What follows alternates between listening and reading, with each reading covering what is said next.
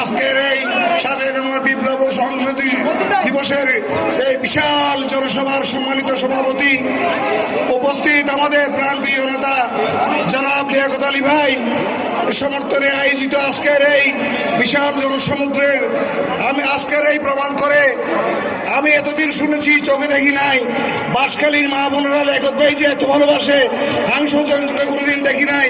আজকের এই মহিলাদের উপস্থিতি দেখে আমি বুঝতে পেরেছি বাঁশখালীর মা বোনেরা লিয়াকত ভাইকে কিভাবে ভালোবাসে।